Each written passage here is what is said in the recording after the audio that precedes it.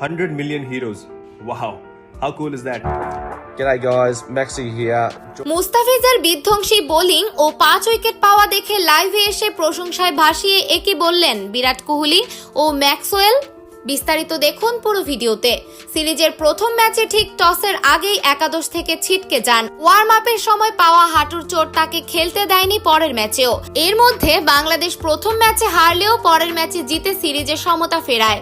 চট্টগ্রামে সিরিজ নির্ধারণী ম্যাচে একাদশে ফেরেন তিনি, আর ফিরেই সেই ম্যাচ জয়ী পারফরম্যান্স। বল হাতে একাই নিউজিল্যান্ডের 5 ব্যাটারকে দেখান ড্রেসিং রুমের পথ। এতক্ষণে বুঝে ফেলার কথা বলছি বাংলাদেশের বাঁহাতি পেসার মুস্তাফিজুর রহমানের কথা।